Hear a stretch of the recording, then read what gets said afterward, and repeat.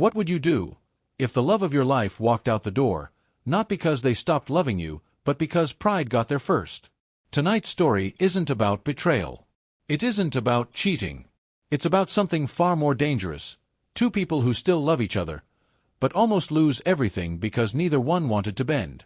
You're going to witness the exact moment a calm conversation turns into distance. You're going to feel the silence after the door closes. The regret that creeps in during sleepless nights. The way pride whispers lies while your heart begs for courage. You'll see what solitude really does to a man who thought he was right. You'll feel the quiet collapse of a woman who didn't want to leave, she just wanted to feel chosen. And when both of them finally reach the edge of losing each other for good, you'll understand something powerful about love, ego, and second chances. This isn't just a breakup story. It's about what happens when two hearts realize that being right means nothing if you end up alone. And by the end of this story, you might ask yourself one uncomfortable question. If pride stood between you and the person you love, would you let it win? So stay with me. And if stories like this hit close to home, don't forget to like the video and subscribe to the channel, because here, we turn songs into stories you can actually feel. It didn't explode. It unraveled. Slowly. Quietly. The kind of unraveling that doesn't make noise but changes everything. They were sitting across from each other at the same dining table where years earlier they had dreamed out loud about forever. The same table where they once laughed over inside jokes no one else would understand. But that night, the air felt different, thicker, harder to breathe. He said, "We need to talk," in a voice that tried to sound steady. And just like that, the temperature in the room dropped without anyone touching the thermostat. She didn't interrupt. She didn't cry. She didn't even blink at first. That's how shock works. It freezes you before it breaks you. Her fingers rested on the table, barely trembling, while her heart started beating louder than the clock on the wall. He avoided her eyes, staring instead at a small scratch in the wood as if it suddenly required his full attention. One spoke. The other listened. Then they switched. Calm words. Controlled tones. But underneath every syllable, heartbreak was quietly tightening its grip. He said he felt like she wasn't present anymore. She said she felt like she had been fighting alone for months. He called it emotional distance. She called it emotional abandonment. He insisted he was tired of constant tension. She confessed she was tired of begging for affection. Neither raised their voice. And somehow that hurt more. Because when people scream, there's fire. When they speak softly, there's surrender. And surrender is much harder to repair. The silence between their sentences stretched wider than the table separating them. She remembered the early days, how he used to show up unexpectedly just to bring her coffee. How she used to fall asleep with her head on his chest, feeling like destiny had finally gotten something right. Back then, passion felt effortless. Now it felt negotiated, scheduled, measured. Like both were guarding their pride more carefully than they were protecting their love. And pride, when left unchecked, grows faster than forgiveness. He leaned back and rubbed his face with both hands, exhaustion written across his features. "Maybe we're forcing this," he said quietly, as if afraid the walls would judge him. She swallowed hard because forcing something meant there was still something there. You don't force what's dead. You force what you're afraid of losing. Her eyes filled, but she refused to let tears fall. Pride stood beside her, whispering that vulnerability now would feel like defeat. If you've ever sat across from someone you still love but don't recognize anymore, you know that feeling. It's like looking at your own reflection and realizing it's slightly off. He stood up first, not angrily, not dramatically, just tired. He walked to the window and lit a cigarette, even though he had promised he quit. The smoke rose between them, curling into the air like all the unsaid apologies neither had the courage to speak. She watched his silhouette instead of his face, memorizing it as if preparing for absence. Then came the sentence that changed the rhythm of everything. Not loud, not cruel, just devastating in its simplicity. "Maybe we need time." 5 words that didn't scream goodbye, but hinted at distance. And time is dangerous when pride is involved. Because time doesn't just create space, it gives ego room to grow. She didn't answer immediately. He didn't turn around. Two hearts still beating in the same room, yet already walking in opposite directions. And neither of them realized that once someone reaches for a suitcase, the next conversation is never the same. The silence after those 5 words didn't feel empty. It felt armed. "Maybe we need time," kept echoing between them like something irreversible. She stood up slowly, as if her body had aged 10 years in 10 seconds. He stayed by the window, pretending the cigarette mattered more than the woman behind him. Pride had now fully entered the room. Not loud, not aggressive, just cold. And cold decisions are often the ones we regret the most. She walked toward the bedroom without slamming the door. That would have been easier to understand.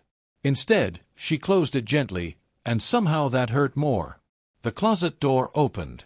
Hangers slid across metal rods with a sound that cut deeper than shouting. He could hear drawers opening, zippers, fabric folding. Every small noise carried a message. This is happening. And still, he didn't move. Because pride convinces you that if you stay still long enough, the other person will break first. Inside the bedroom, her hands shook while packing. Not because she was sure about leaving, but because she wasn't sure he would stop her. That's the hidden battle in moments like this. We don't really want to go. We want to be chosen. She paused several times, staring at clothes that carried memories. The blue dress from their anniversary dinner. The sweater she wore when they traveled during winter. Packing wasn't just about fabric. It was about folding pieces of shared history into a suitcase. In the living room, he crushed the cigarette into the ashtray harder than necessary. His jaw tightened. His chest felt tight, but his ego felt louder. A voice inside him whispered, if she really loved you, she wouldn't leave. Another voice, softer, more honest, asked, why aren't you going after her? But pride rarely lets the honest voice win. So he stayed still, arms crossed, listening to the sound of the zipper closing like the final note of a song neither wanted to end. When she walked back into the living room with the suitcase, time seemed to slow down. She didn't look angry. She looked hurt. And that's far more dangerous. I guess this is what you want, she said, not accusing, just tired. He almost said no. The word formed in his throat. But instead, he nodded slightly. Not because he meant it, but because pride doesn't like backtracking. And in that tiny nod, destiny shifted. If you've ever watched someone you love walk toward the door, you know how heavy the air becomes. Every step echoes louder than it should. She placed her hand on the doorknob and hesitated. Just a second. Just enough time for him to say something. Anything. Her heart was screaming, ask me to stay. But the room remained silent. And silence, in moments like this, feels like confirmation. The door opened. Cold air entered the apartment. She stepped outside without looking back. He remained frozen, staring at the empty space where she had stood seconds ago. And only when the door closed did his breathing change. The room felt larger now. Larger and lonelier. Pride had won the moment. But as the quiet settled in, something else began to rise. Not anger, not relief, but the first unbearable taste of solitude. And that solitude was about to show him exactly what pride had cost. The first night alone didn't feel like freedom. It felt like a mistake echoing inside 4 walls. He stood in the middle of the living room long after the door had closed behind her, as if the silence itself might rewind time. The apartment felt larger, but not in a good way. It felt hollow. The kind of hollow that makes every small sound bounce back at you. The refrigerator hummed louder than usual. The clock ticked like it was counting his regret. And for the first time since she left, pride didn't feel strong. It felt stupid. He walked into the bedroom slowly, almost cautiously, like entering a place he no longer owned. Her side of the bed was empty, untouched, painfully organized. The pillow still carried the faint indentation of where her head used to rest. He sat down and pressed his hand against the mattress, as if warmth could still be stored there. That's the cruel thing about solitude. It turns ordinary objects into emotional triggers. The lamp she picked. The blanket she insisted on buying. Even the air smelled different. Not bad. Just incomplete. The next morning hit harder. There was no sound of her moving around in the kitchen. No coffee already brewing. No soft, "You're going to be late," whispered half playfully. He woke up late because no one nudged him. He stared at the ceiling longer than necessary, letting the quiet stretch across his chest. When he finally looked in the mirror, he didn't recognize the energy in his own eyes. His beard slightly uneven. His shirt wrinkled. His posture heavier. Heartbreak doesn't just break your heart, it disorganizes your entire rhythm. He tried to convince himself this was temporary. "We just need space," he told a friend over the phone, keeping his voice steady. But solitude doesn't respect rehearsed explanations. Every room in the apartment carried a memory. The kitchen counter where she leaned while telling him about her day. The couch where they fell asleep during movies. The hallway where they once laughed about something trivial. Now those same spaces felt accusatory. As if the walls were asking why he didn't fight harder. Days passed, but time didn't ease the tension. It magnified it. At night, he would sit exactly where he had sat during their last conversation. He replayed every sentence in his head like an editor searching for a better ending. In his mind, he stood up sooner. In his mind, he walked into the bedroom and stopped her from packing. In his mind, pride never won. But reality is stubborn. It doesn't care about imagined bravery.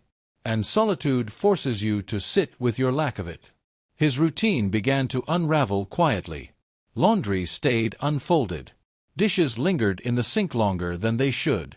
He wore the same jacket multiple days without noticing. When love is present, we maintain ourselves differently. When it leaves, effort feels unnecessary. Even his appetite shifted. Meals became mechanical, not something shared, just something to get through. And somewhere in that slow deterioration, he started realizing this wasn't about space. It was about absence. Late at night, when the apartment was completely silent, something inside him would tighten unexpectedly. Not dramatic. Not cinematic. Just a pressure in the chest that made him sit still and breathe slower. He didn't miss the arguments. He didn't miss the tension. He missed her presence.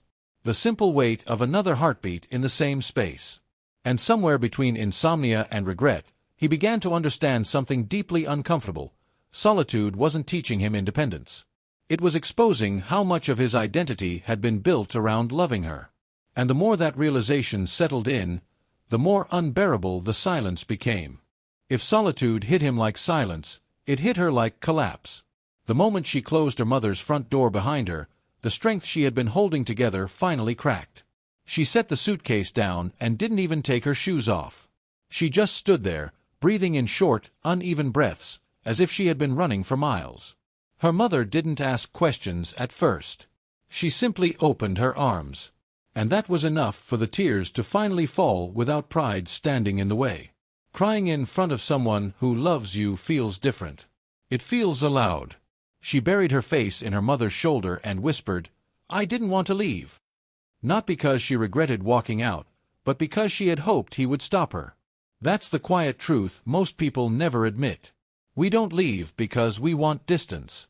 We leave because we want to feel chosen. And when no one runs after us, heartbreak grows roots in places pride once lived. The nights were the hardest. Her old bedroom felt unfamiliar, even though she had grown up there. The walls carried childhood memories, but none of him. She lay in bed staring at the ceiling, replaying the argument in painful detail. She analyzed every word she said, every pause, every facial expression. Could she have softened her tone? Could she have reached for his hand instead of crossing her arms? Solitude, for her, wasn't quiet. It was loud with self-doubt. During the day, she tried to function normally. She smiled at neighbors, helped her mother with small tasks, pretended she was just taking time. But inside, everything felt disorganized. She would open her phone instinctively to text him about something random, a song on the radio, a memory that popped up, and then stop herself. That's when it hurt most. Not during the big dramatic moments, but during the small habits that suddenly had nowhere to go. She looked at herself in the mirror one afternoon and barely recognized the woman staring back. Not because she looked broken, but because she looked tired. The kind of tired that doesn't come from lack of sleep, but from emotional exhaustion. Heartbreak rearranges a woman's energy. It makes her question her worth in ways she didn't before. She began asking herself dangerous questions. Was I too demanding? Did I push him away? Did I love him wrong? But even through the tears and doubt, something deeper remained. She didn't hate him. That was the problem. If anger had taken over, it would have been easier. Anger creates clarity. Love creates confusion. She missed the way he used to laugh unexpectedly. She missed how safe his arms once felt. She missed their shared rhythm. And every time she imagined him alone in that apartment, a part of her hoped he was feeling something too. Because if he wasn't, then maybe she had loved harder than he ever did. And that thought was more frightening than the breakup itself. Regret didn't show up like a dramatic breakdown or some cinematic confession under the rain. It slipped in quietly, like a thought that refuses to leave when the room gets too silent. For him, it started on a random afternoon when he grabbed his phone to text her something stupid, a meme, a sarcastic comment about traffic, the kind of thing only she would instantly get. His thumb hovered over her name longer than he'd like to admit. He could have texted. He wanted to text. But pride leaned over his shoulder and whispered, "Don't be the first one to cave." So he locked the screen, tossed the phone aside, and told himself he was just giving it space. Deep down, though, he knew space was starting to feel a lot like distance. For her, regret came in waves that didn't follow any schedule. Some mornings she'd wake up feeling firm, telling herself she did what she had to do, that self-respect matters, that love shouldn't feel like begging. But then something small would crack her composure, a song playing at the grocery store, the smell of coffee brewing, a random couple laughing too loud in public. She'd replay that last conversation over and over, dissecting her tone, his body language, the pauses between their words. Maybe I pushed too hard. Maybe I should have softened my voice. But here's the thing, asking to feel seen isn't too much. Still, regret doesn't care about logic. It feeds on doubt.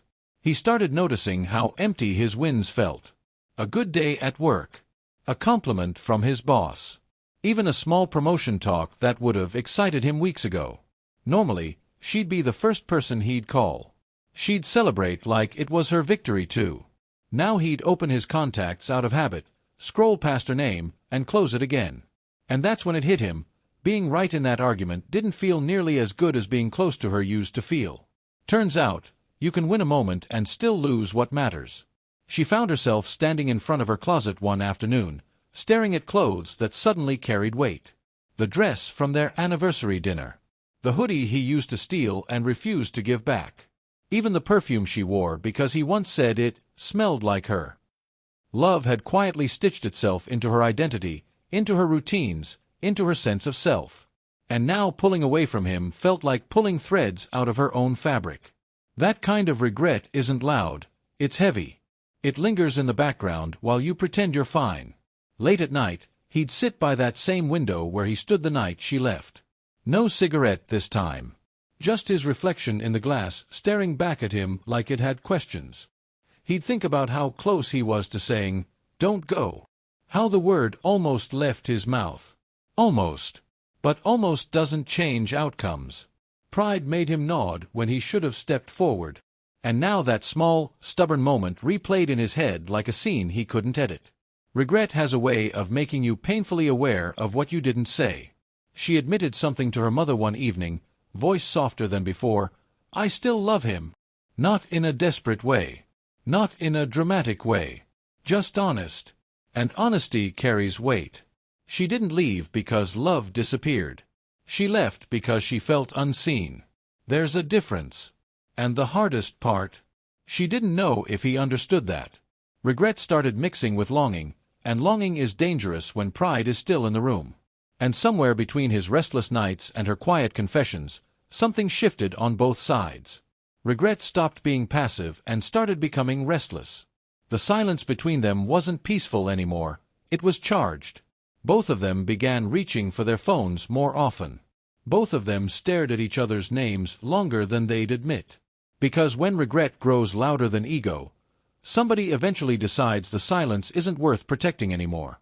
It didn't happen with fireworks. It happened with hesitation. He picked up his phone at least 5 times before actually dialing. His heart was beating way harder than it should have for a simple call. He even rehearsed what he'd say, and still forgot half of it when she answered. "Hey, it's me." Simple. Familiar. Dangerous. There was a pause on the other end, not cold, not angry, just careful. And in that careful silence, both of them realized this wasn't just a conversation. It was a doorway. They didn't talk about the past at first. That would have been too heavy. Instead, they stayed in neutral territory. "How have you been? Work's been busy." "Yeah, same here."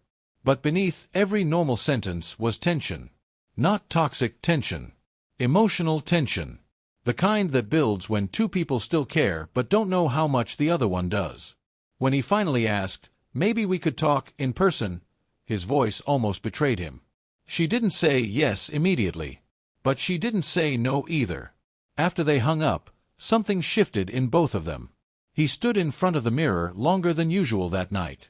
Not out of vanity, out of nervousness. He trimmed his beard carefully. Ironed a shirt he hadn't worn in weeks. Even washed his car the next morning like he was preparing for something bigger than a meeting. It wasn't about impressing her. It was about showing up differently. Showing up intentional. Regret had matured into effort. She felt it too. The call replayed in her mind more times than she'd admit. The tone of his voice sounded different. Softer. Less defensive. She opened her closet slowly, touching fabrics like she was choosing armor for a delicate battle. Not to manipulate. Not to perform. But to feel confident. To feel grounded. She even hugged her mother before leaving and whispered, "Whatever happens, I'm proud I tried." And that right there, that was growth. The hours before the meeting felt longer than the weeks apart. He arrived early, of course. Sat at the small cafe they once loved, hands wrapped around a coffee he barely touched. Every time the door opened, his chest tightened slightly. He wasn't sure what he feared more, that she wouldn't show up, or that she would. Because seeing her meant confronting everything pride once tried to protect him from. She paused outside the cafe for a second before walking in. Took a breath. Adjusted her jacket. Not because she doubted herself, but because this moment mattered. When she stepped inside and their eyes finally met, something unspoken moved between them. Not dramatic. Not cinematic. Just real. Familiar. Charged. The kind of energy that only exists when two hearts still recognize each other. They didn't hug immediately. They didn't rush into apologies. They just sat down across from each other, studying faces that felt both known and new. Time apart had shifted them slightly. Softened edges. Exposed vulnerabilities. And as the first real silence settled between them, not hostile, not cold, they both understood something quietly powerful. This wasn't about going back to what they had. It was about deciding if they were brave enough to build something better. For a few seconds, neither of them spoke. They just looked at each other, not like strangers, not like enemies, but like two people who had survived something quietly painful. He noticed the way she tucked her hair behind her ear when she felt nervous. She noticed how he tapped his fingers lightly against the table when thinking. Some habits never change. And somehow, that familiarity softened the tension in the room. It wasn't the same love as before, it felt deeper. Less impulsive. More aware. He was the first to speak honestly. Not defensively. Not strategically. "I should have stopped you," he said, voice steady but vulnerable. No excuses. No explanations. Just ownership. And something in her shoulders relaxed when she heard that. Because accountability feels different than apology. Apologies can be rehearsed. Accountability comes from reflection. And reflection only happens when pride steps aside. She didn't rush to forgive him.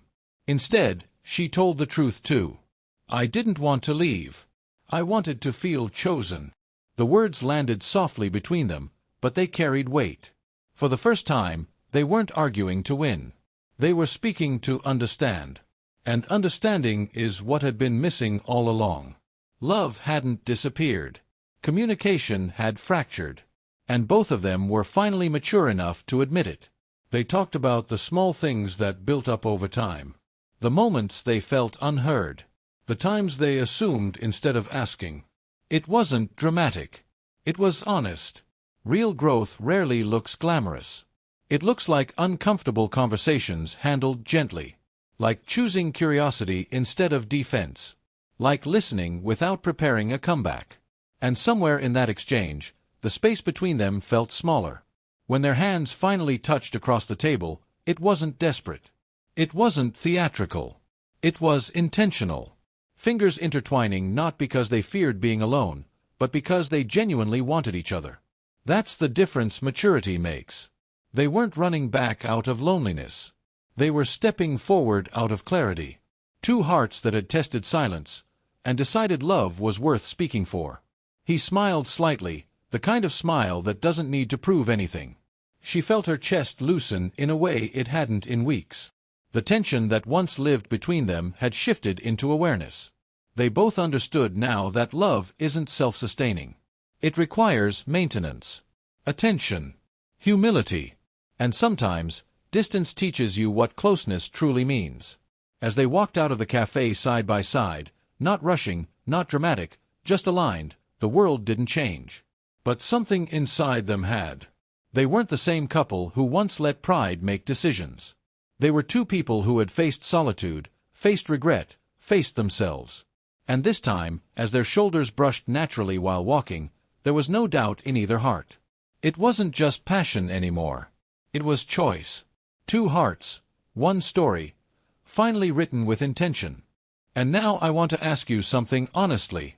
Have you ever let pride speak louder than your heart? Have you ever watched someone walk away, not because love was gone, but because neither of you wanted to take the first step? This story wasn't just about two people. It was about choice, about timing, about ego, about that dangerous silence that grows when nobody wants to lose an argument. Sometimes love doesn't end because of betrayal. Sometimes it fades because no one fights for it at the right moment. So tell me in the comments, who do you think should have broken the silence first? Have you ever gone back to someone after distance changed both of you? And if you could turn one song into a story like this, which one would it be? Drop the name below. I might turn your suggestion into the next emotional journey here on the channel. And if you believe love deserves a second chance when it's real, subscribe and turn on notifications. Because here, we don't just listen to songs, we live inside them.